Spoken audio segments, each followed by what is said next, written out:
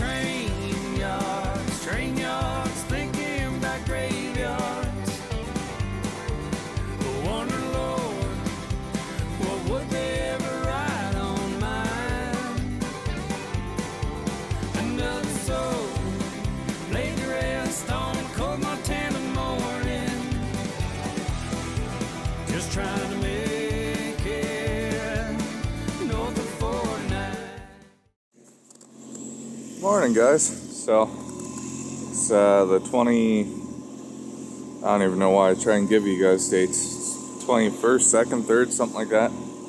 Day after we set those footholds out at the coyote bait here behind the house. So I just got the sled, warming it up here for a minute. I was gonna take the old girl, but I decided, screw it, I don't want to get stuck out there if anything happens. So gonna take this one out. We got the little Henry survival rifle. So the whole rifle is inside the butt there is a case. So we're gonna take that out in case we have a coyote in the traps here, and we're just gonna check them. So we just set them last night. It's not been very long, not even 12 hours yet. I had to wait for the sun to come up because you can't discharge a rifle till it's sunny out. So, but yeah, see what we have out there. Well, I just took a quick drive around the bait, and look at all the fresh coyote tracks. Like, it snowed last night. That's all from just the last maybe 8 or 10 hours. So I'm gonna get the coyotes here. I see we got 2 in snares before these stupid friggin' ravens start poking holes in things. So I was planning on just checking footholds here, but yeah, we got 2 for sure, or 2 animals. I don't know if they're coyotes. We'll go see what they are. So we put our footholds in here. 3 sticks are still here, so I know they're still there. But I just want to come and take a quick look. And this chain needs to get buried better. So yeah, we got 1 foothold right here, 1 right here, 1 right there. And they're all still buried. So I wish it would have blended in a little better, but it is what it is. So we're gonna get back away from here because I don't want to put any scent near it anyway. I had no intentions on checking snares this morning. It's minus 26, the thermostat said, Celsius. So it's friggin' cold. But we did see a couple in there, so I got 4 here, replacements. We'll go through, and if I've seen 2, there's going to be more. So hopefully we got this big guy. Well, and this is kind of why I said animal, not coyote. Because I did see orange. I figured it might be a fox, which I am shocked. The amount of coyote tracks around here, you usually won't have foxes hanging around. So, but unfortunately I see it's got shoulder mites. So, let's just go. Now, it's got shoulder mites, so it's not worth anything for fur. But the Alberta Trappers Association is looking for foxes for skinning courses. So we will we'll take that to them because they can still use it to skin out. It's a little bit easier than skinning a coyote in the course, that sort of thing. So saves a lot of time for them. Demonstrates how to do a canine still, so they still get the effective skills with less time, less fighting with it, especially in a classroom setting. So yeah, it's not going to go to waste. It's unfortunately not a good hide, but again, we're using what we can. So we're going to set this back up. It's another really good kill, which is odd. It's a 3rd really good catch I've gotten on foxes, because lots of times they'll get hip caught through a coyote snare. They'll actually jump through the loop because they're small enough. But I must be using small enough loops that that's just catching them good. So kind of happy about that. That's not regular, but that's number 6 this year we've caught pretty well. So I know there's one coyote over that way. We'll head there next. So I came in here. I brought those 6 new snares with me. This is a trail I've never set up before. I walk through here. This is how I check my snares. And these coyotes have been getting really smart to everything out in the open. They're not going into them. So I put one on this nasty little willow trail. You can see he went right around that one. And it's actually lower. I need to lift that one up, but you can see how smart they are. Like, this is their trail going through here, and he intentionally went around it. But this one over here, not so lucky. So he's out. That's fresh from this morning. It looks like he had other visitors come check him out, but we have a snare right over here as well, and nothing in it. Yeah, we got a lot of smart coyotes here, so that's why I'm hoping those footholds are gonna start panning out. So, not the nicest looking coyote. He's starting to get springy, which will happen because we have that crust. So, I'm gonna reset this snare just right in this spot here, and yeah, we'll get on to beaver trapping. We'll do some more coyote stuff today. And if you guys are enjoying it, like, share, follow, subscribe. Really appreciate it. And we're going to have a good day. One more thing on the footholds is you guys have seen me leave my kill traps, snares, that sort of thing, a little bit longer than most people would. And I have various reasons for that. I've explained it in detail in different videos here. This spot's a perfect example. You guys seen all those coyote tracks, hundreds of coyote tracks around the outside here. There's probably a dozen coyotes circling this last night. We got one coyote. That's all that came in, other than these smart ones that went around them. Very, very few coyote tracks inside the bait here. They're all outside. And the reason for that is I have fresh human scent in here. Like, me being here today is going to screw it up again. They're not going to want to come in for another 3 or 4 days. So that's why I generally don't check my baits every day, every 2 days, every 3 days, that sort of thing. Back when coyotes were worth a lot of money, I had to do it every 3 days to keep the birds from destroying them. But that's one of the reasons why I'm leaving my traps a lot longer than I need to. And again, I'm trapping for the deer, the farmers, that sort of thing, not for the fur. Fur's kind of a side thing. So, but these footholds I'm pretty anal on. I wouldn't want to be out here this cold, especially sitting in a foothold trap waiting for a trapper to come out and get me. 24 hours is what we legally have to check them. This has been less than 12, and I'm going to check it again when I get home from work. But the nice thing with that is I just drive the sled in, do a loop right here, and back out. I'm not putting any human scent in there because I got those 3 big sticks sticking up. So I know as soon as something gets caught, it's going to drag those off. So yeah, that's the only human scent I'm going to be putting in here. I'll do a little lap around the outside. The only reason I came in today was because I seen this coyote and that fox from the sled. So I didn't want to leave them here if I knew they were caught. So anyways, that's my little rant for the day. Let's keep going. Well, I'm not sure what the heck happened in the video. We just had a walk through. We checked all the snares around here. I explained there's a live coyote when I first showed up. I had to dispatch it. I'll show you that one there, but just got to this coyote and the snare was right in here. So you can see right here, right here, right here, the birds are already started to land on it. They're gonna start eating it here.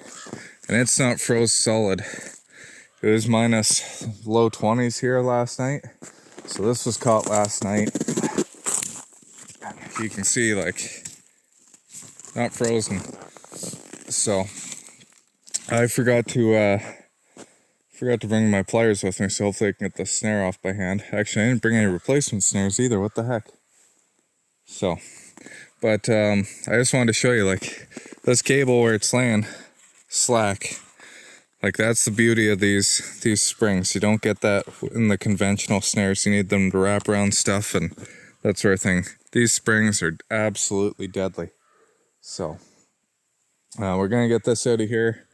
I know there's one fresh one over there. I think I've seen another one off in the trees here. Like I said, that one I had to dispatch that looks like it was just caught recently. So we'll go take a look at all those. I'll get this reset and yeah, my hands are cold. So you're coming down. All these snares are still set. They made this fresh trail right here. I don't have a snare on it. I do have one snare I can put on it, and some number 9. So maybe we'll do that after we pick up the last coyote. There's one there. And that one's fresh. It's not live, I did check it already. But it was right there. There's one. And they made this brand new trail beside this one. So, I don't know. I'm gonna have to pick and choose which one I'm gonna put it on, but I only have one spare snare I can set up, so. And then I got one snare right over there. I just have to check and make sure it isn't down. So, but let's deal with these coyotes first. Oh, perfect. This one's actually a good trail. This one's, that's where that snare's supposed to be. So that works out even better. I don't have to pick anymore. But this looks like another big coyote. Oh, he's got shoulder mites though. So that sucks. So that'll be one for, maybe we'll save it for speed skinning here at the Trappers Rendezvous this year, but that sucks. So I think that's one of my first shoulder mite coyotes of the year. But I'm gonna reset this one, and looks like raven feathers right there.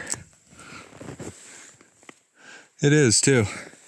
So I'm not sure what the heck's going on with that. I don't like leaving ravens or having dead ravens at the bait here, because they'll scare the coyotes away. So maybe I'll clean that up while I'm out here. Okay, so coyote came in on that trail there, and the snare was just in this location. I put those little 2 trees back in, but you can see one hell of a catch circle here. So doesn't look like he's been here terribly long, but he did make a mess.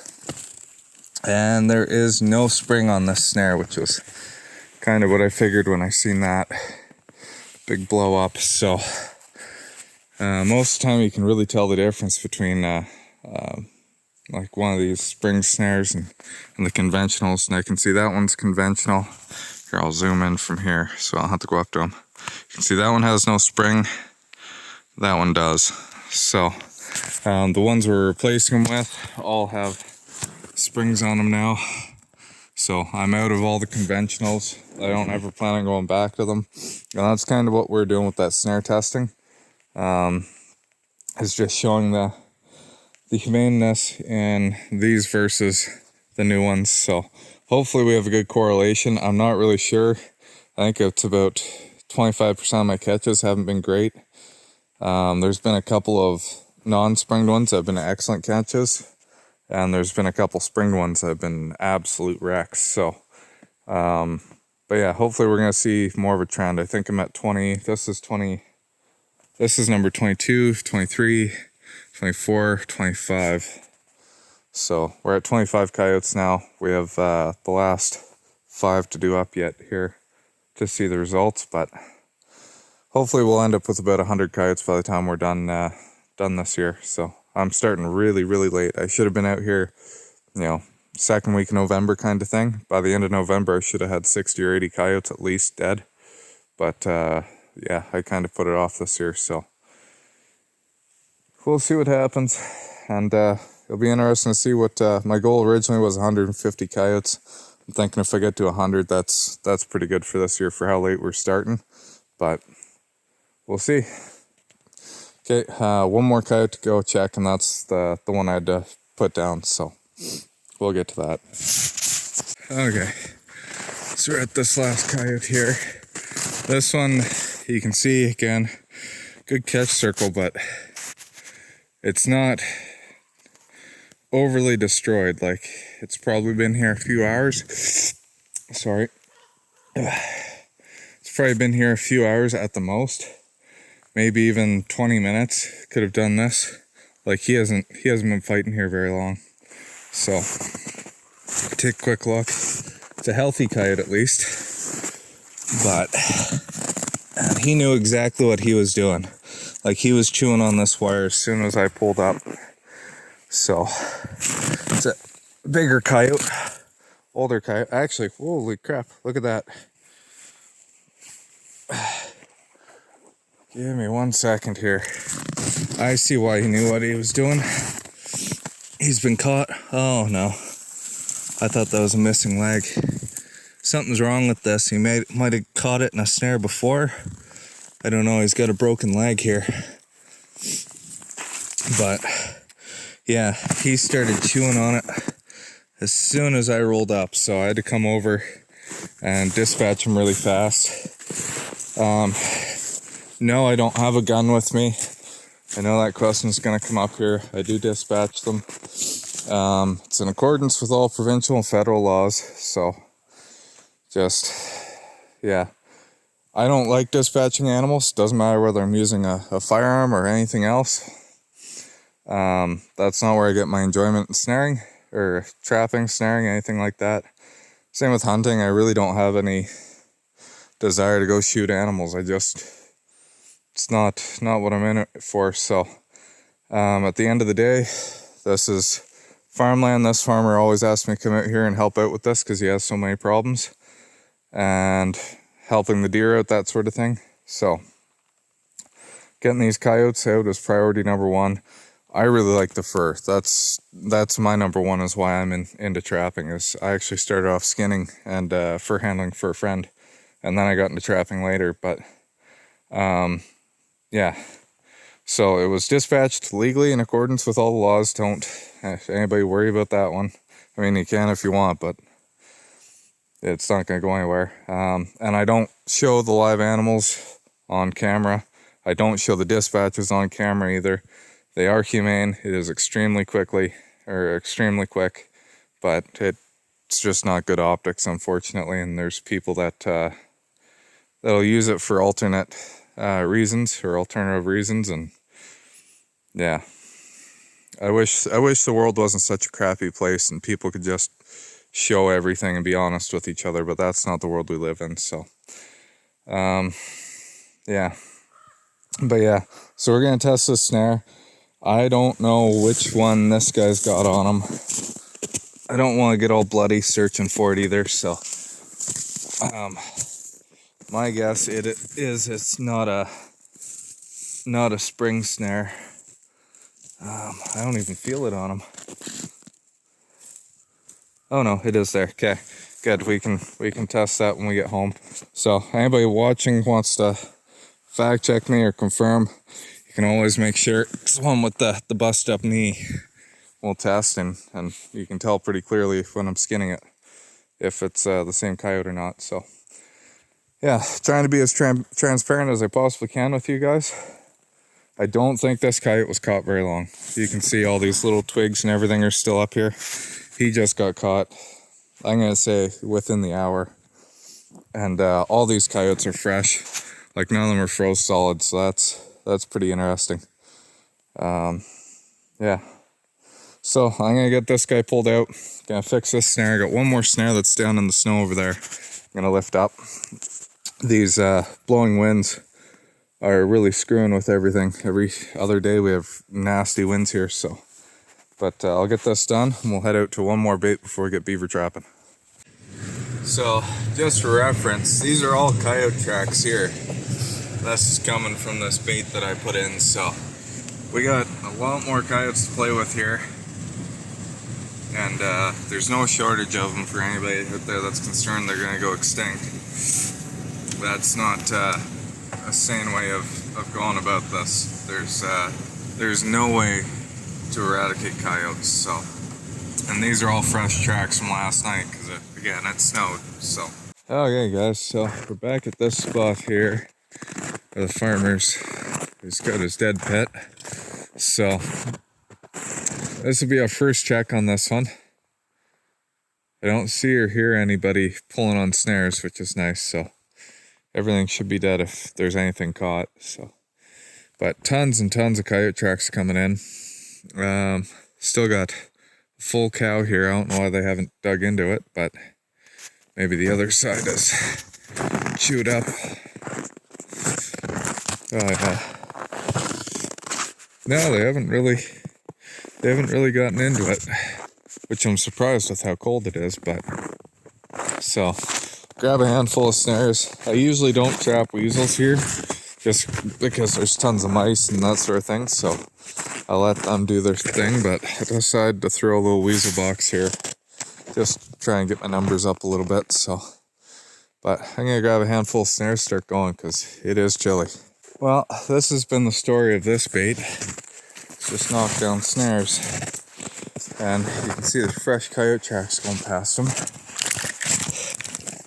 Now there's very, very few coyote tracks in general, and we'll talk about that in a minute when we get back to that cow, but yeah, that's sad. This took a lot of time and work to get set up. Like, I made all these trails. These are deep trails, so oh, what a pain in the butt to not catch anything.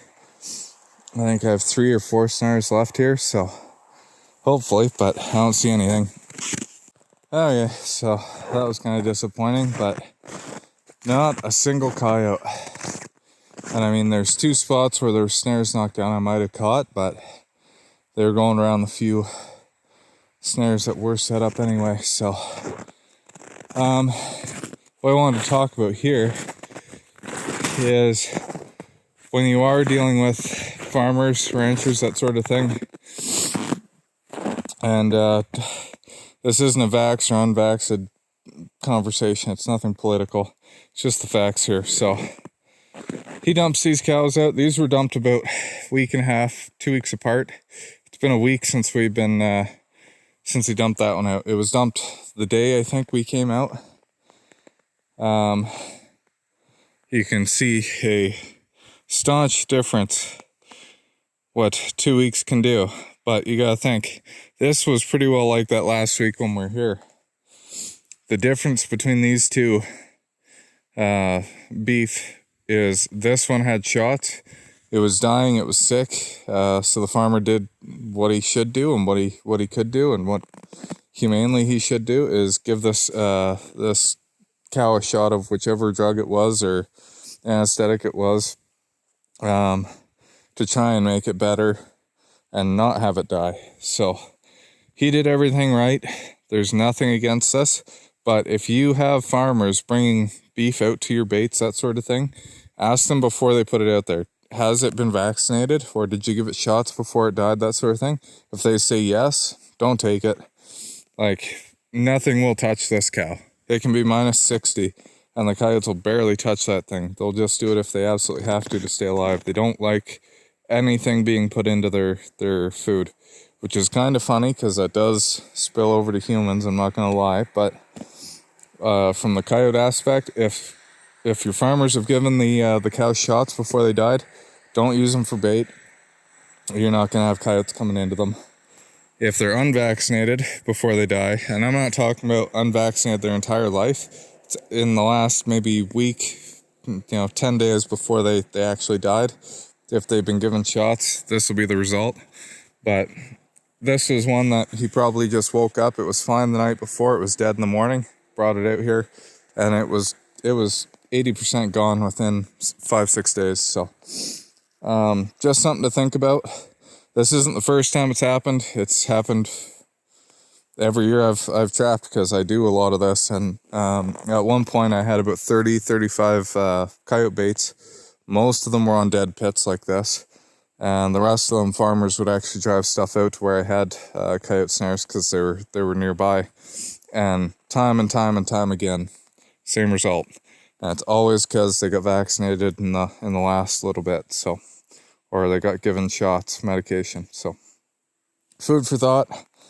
We're going to move on. Hopefully, well, I shouldn't say hopefully he has another cow that passes away, but Hopefully I get this bait restocked with something that hasn't had shots. So yeah, either way, he puts all of his cows here and I have to work with what I get. So yeah, kind of what I had here today. So we're gonna go on to some beaver stuff now, and I don't know, I got my hopes set pretty high on those 6 sets we put in yesterday. Gonna try and get 1 or 2 more spots in here as well. So see you at the next spot.